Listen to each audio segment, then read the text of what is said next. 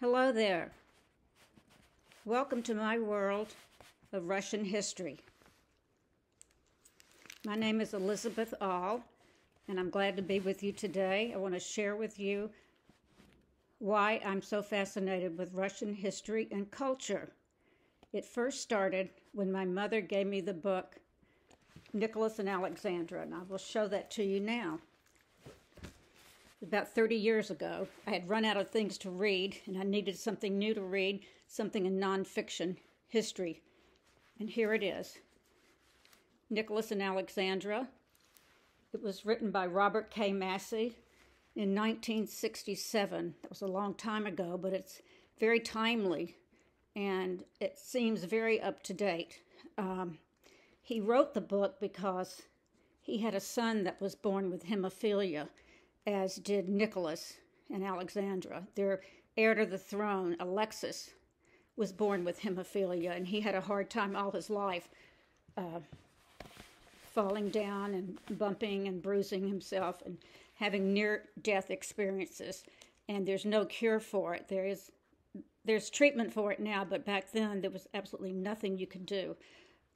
So this book is wonderful. It has everything in it that you would like to read. It has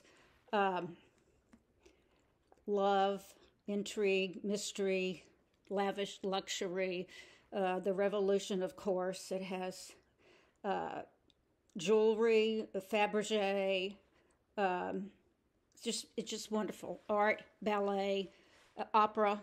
So I highly recommend this book to get you started. If you want to read about Russian history, it's a great book. The next one is a biography or memoir about Alexander Kerensky, and he is the man. He's a socialist. He was in the Duma, which the workers formed after the 1905 war with Japan that Russia lost. It was a terrible war, and all the Russian battleships were sunk, just about all of them, and there was almost a revolution. And so Nicholas was forced to form a Duma, but it wasn't very powerful. He still controlled the country.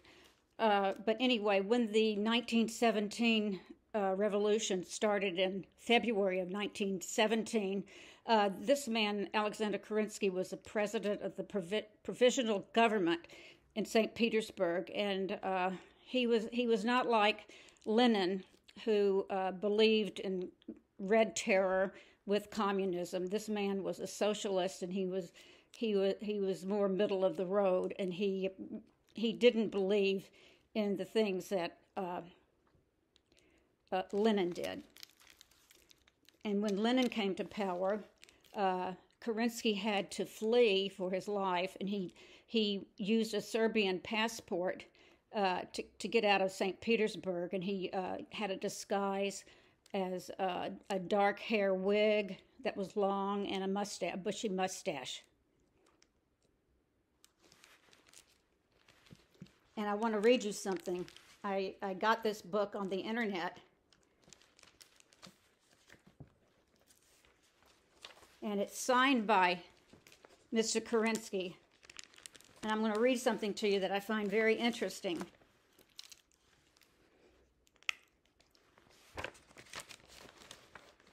While in the United Kingdom in June 1965, I met G. Kerensky, who was chief design engineer of the turbine division of English Electric Company.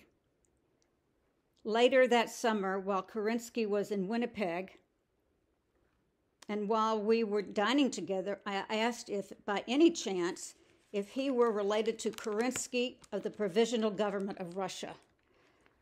His answer was, "Of course, yes, he's my father." G. Kerensky was in my office a month or so ago when I arranged with him to have his father autograph 2 copies of these memoirs so that you and Den might each have one for your library. This was in 1966. And so Alexander Kerensky signed this copy that I have, that I got from the internet. It was signed in 1966. Alexander Kerensky, there you go. and is a real treasure. It was very expensive, too, I might add. It's a wonderful book. He has written many books, and many books have been written about him. He lived in Paris and Australia, and also he came back to America and taught at Stanford for many years, and all of his papers and letters are there right now. He lived to be 89 years old. Another one of my treasures, you won't believe, is the National Geographic from 1917. Hard to believe. It's in mint condition. And it has about 23 pages of pictures of the Russian Revolution, the first one in February of 1917. And that was when everything was going along sort of smoothly. And America was over here helping. And they thought Kerensky was going to be all right, that he was going to make it. They didn't realize that Lenin was not too far behind, and that he would overtake in October of 1917. But there's some wonderful pictures. Look at that. Some more pictures. And there's a picture of the desk where Nicholas II abdicated. I'm going to find that for you. That is amazing. Just a moment. Oh, here it is. These are the officers from America that came to look at and see what was going on in Russia. And this right here is the desk where Nicholas II abdicated, right there. And they're in his train. That's a royal train. So this is a really wonderful magazine. I was very lucky to find it. See, it says August 1917. So the bloody terror had not started yet, but it would in another month or so. Another wonderful book is by Suzanne Massie, who is married or was married to Robert K. Massie, who wrote Nicholas and Alexandra. This is called Land of the Firebird, The Beauty of Old Russia.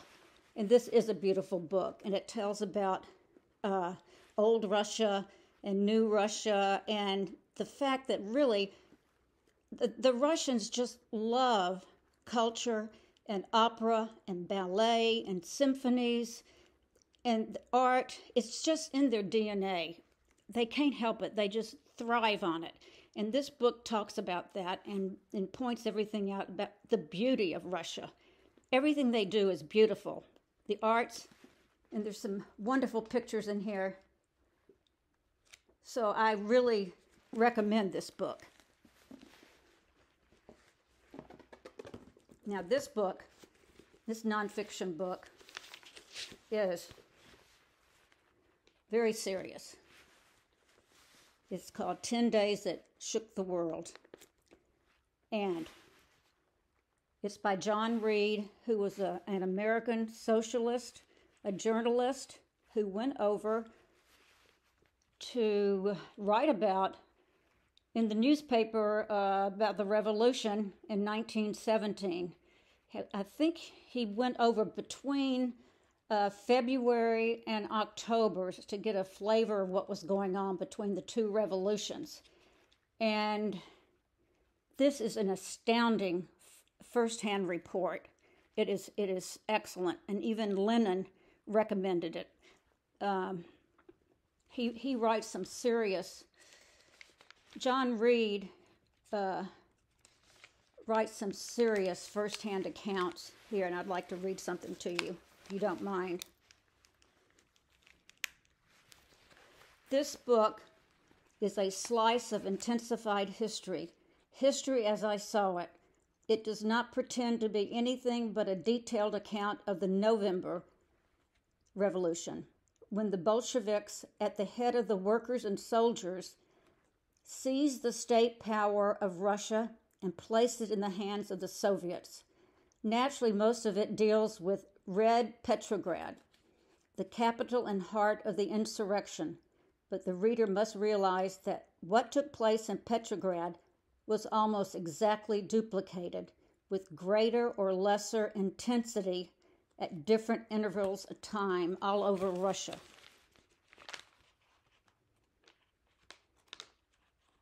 This is a wonderful book. Sometimes it's very difficult to read, but you should try, and maybe you can just read parts of it. He goes on to say, at the end, when the Bolshevik upset the whole hollow compromise with the Mensheviks and the socialist revolutionaries, they found themselves fighting on the side of the propertied classes. In almost every country in the world today, the same phenomena is visible. And this paragraph is very important. Instead of being a destructive force, it seems to me that the Bolsheviks were the only party in Russia with a constructive program and the power to impose it on the country. If they had not succeeded to the government when they did, there is little doubt in my mind that the armies of Imperial Germany would have been in Petrograd and Moscow in December, and Russia would again be ridden by a czar. Now, I think that's an amazing comment. It's a great book. It's very heavy. It's erudite, and I recommend it. Oh, now the next book. Oh, this is a tough book to read, but it's so true. It's called Former People, which refers to the aristocrats, the upper middle class, the Romanovs, people that are educated, doctors, lawyers, perhaps, that were persecuted by the Bolsheviks. They had their homes ransacked and taken away from them. They had all of their money frozen and taken away from them, and their jewelry. Everything they owned was confiscated. Some of them were murdered outright, no trial. Some were murdered and just thrown in a ditch or thrown in a cave or buried underground and never to be found again. It was heartless. I hate to make comparisons, but it's really almost like a Holocaust in a way. Not exactly, I hate to use that word, but it was horrible. So many people died. Of the Romanovs, there were 36 members of the Romanov family at the time, and 18 were murdered. And they were either shot or stabbed to death, or they were executed in some way and just not buried properly, just left for dead. There were some Romanovs that somehow got away to Livadia in Yalta, and they hid there for 2 years. And the HMS Marlborough ship from England came and picked them up in 1919 by the King of England, and took some remaining Romanovs. Felix Yusupov, who also escaped from Russia on the HMS Marlborough with the Dowager Empress. And he had nothing on himself except for 2 Rembrandt paintings that were extremely valuable. And they are now in the National Gallery in Washington, D.C. But they were very important paintings, and still are very important paintings, probably the most expensive in the world. And they are called a gentleman with a tall hat and gloves, and a lady with an ostrich feather fan. And they're 2 portraits, and they were man and a wife. And he could only get 100,000 pounds for them at the time, which was not very much money. because today they are worth much more than that, but in dollars, 100,000 pounds is worth about $1.5 million. But of course, they're worth much more than that today in dollars.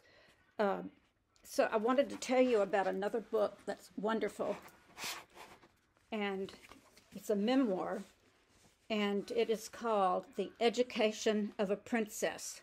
It's by Grand Duchess Marie Romanov, and her brother was Grand Duke Dmitri, who also was one of the guys that killed Rasputin at the Yusupov Palace with Prince Felix. And he was exiled to Persia, where there's a Russian front there. So he did not, he escaped the revolution because he was exiled there by the Tsar. But anyway, this memoir is wonderful. It was written in 1930, and this is an original edition. So I don't know if you can find this book again. It's a wonderful story, and she talks about her life growing up in Russia, and she married a prince in Sweden, but they got divorced, and she came back and was in St. Petersburg when the revolution started. And she, on the day that the Red Terror started, she escaped from St. Petersburg, barely, by her wits, and she crossed the line, the Bolshevik line, and got into, I think it was Poland, and escaped. And it was, a very daring escape. And I wanted you to know about that, and I will get back to you in a moment. Thank you. Hello again. I'd like to say one more thing about Prince Felix and his wife Irina. When they got out of Russia, MGM in Hollywood made a movie about Rasputin, and it was called Rasputin and the Empress. And it featured the two of them as characters in the movie, and they felt it was libelous, so they sued MGM, and they were awarded a hefty sum, which allowed them to live a much better life outside of Russia. So that was a very important win for them. And also back to Grand Duke Dmitri. When he came to America, he married an American heiress, and they had one child, and it was a son, and they named him Paul after Dmitri's father, the Grand Duke Paul Romanov, who was murdered by the Bolsheviks in a very cruel way. He was very ill, and he was on a stretcher or a hospital bed in his house, and the Bolsheviks came and got him on the stretcher and took him to prison and shot him there on his stretcher. That's how cruel and brutal these people were. And so